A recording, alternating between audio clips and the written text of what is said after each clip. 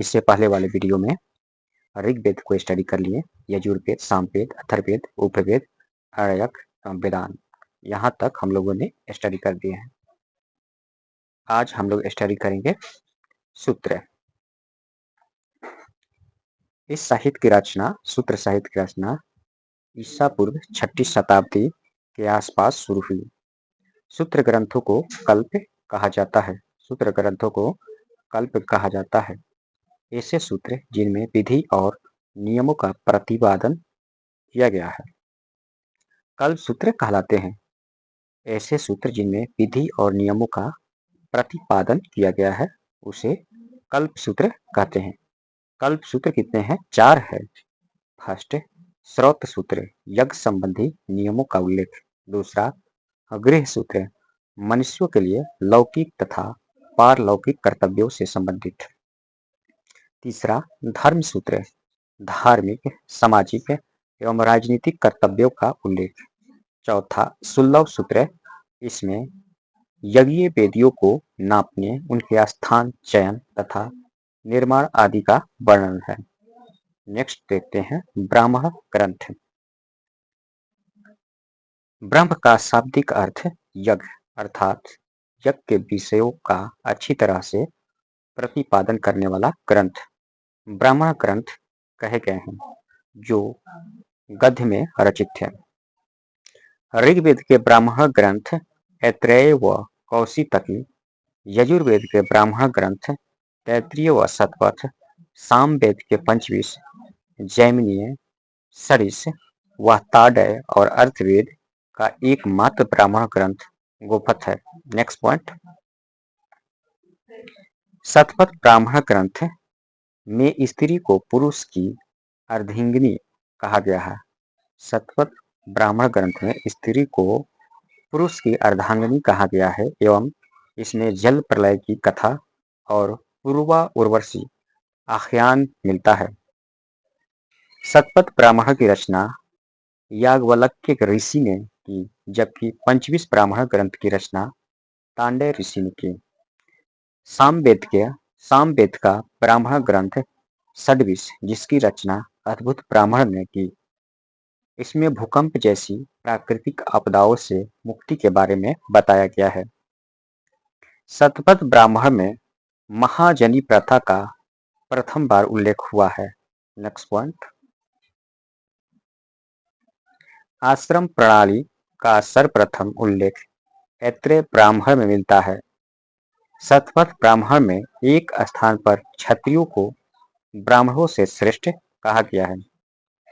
ऐत्रेय ब्राह्मण में पुत्री को कृपण अर्थात दुखों का स्रोत कहा गया है।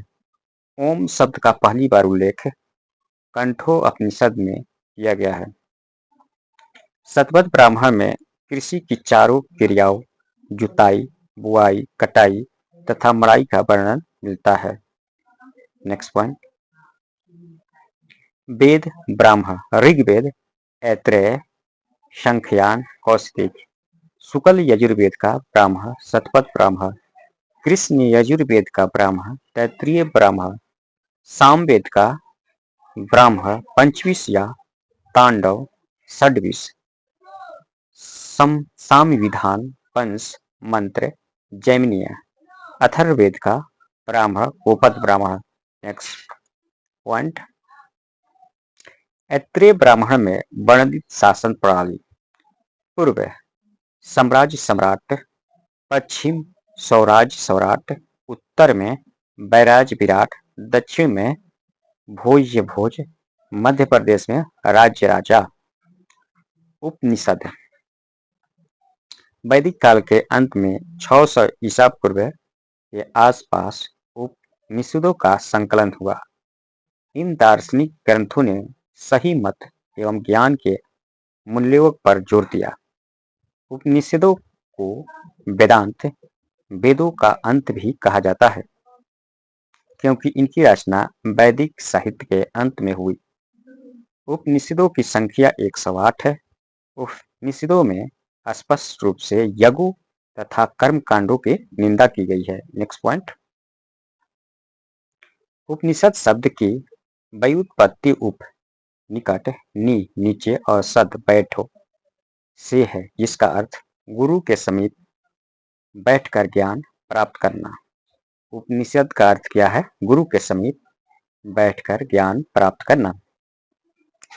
विश्व ईश्वर है तथा ईश्वर मेरी आत्मा है। यह दर्शन उपनिषद नामक दार्शनिक ग्रंथ में मिलता है। नेक्स्ट पॉइंट, प्रमुख उपनिषद है ईश, केन, कठ्य, मांडुक्य, तैत्तिरीय, ऐत्रेय, छांदोग्य, श्वेताश्वतर, बृहदारण्यक, कौशितकी, मुंडक, प्रश्न, मैत्रायणी आदि ये वेदों से संबंधित है।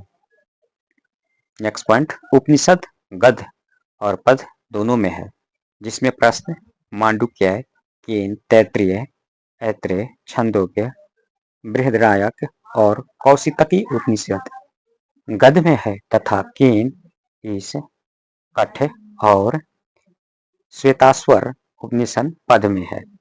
नेक्स्ट पॉइंट, उपनिषद को भारतीय दर्शन का स्रोत अथवा पिता माना जाता है। बृहदारण्यक उपनिषद में पुनर्जन्म के सिद्धांत का पहली बार उल्लेख किया गया है। सर्वप्रथम जवालो उपनिषद में 4 आश्रमों ब्रह्मचर्य, गृहस्थ, वानप्रस्थ, संन्यास का वर्णन मिलता है। नेक्स्ट पॉइंट, आश्रम, आयु, कार्य, पुरुषार्थ। आश्रम में ब्रह्मचर्य 0 से 25 वर्ष, वेदों का अध्ययन, ज्ञान प्राप्ति, धर्म व ज्ञान। पुरुषार्थ, आपका आश्रम में गृहस्थ जीवन, आयु था आपका 25 से 50, कार्य था भौतिक सुखों का भोग करना, पुरुषार्थ अर्थ व काम। आश्रम आपका वानप्रस्थ 50 से 75, विरक्त जीवन, ईश्वर का ध्यान करना, पुरुषार्थ अध्यात्म ज्ञान। संन्यास 75 से 100, कार्य था गृह त्याग कर तपस्या, पुरुषार्थ मोक्ष प्राप्त करना। नेक्स्ट पॉइंट,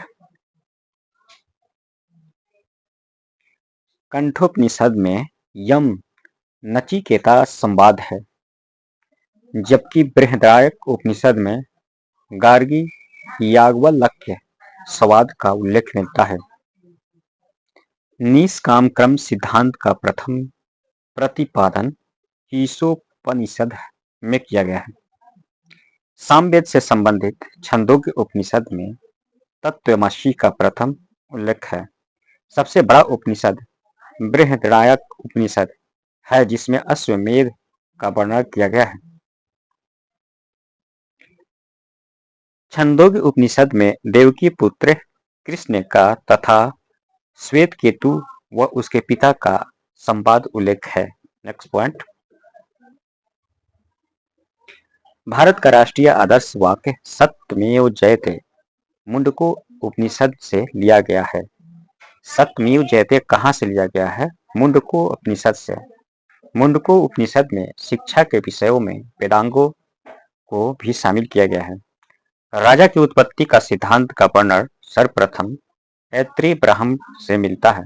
नेक्स्ट पॉइंट, वेद और उपनिषद।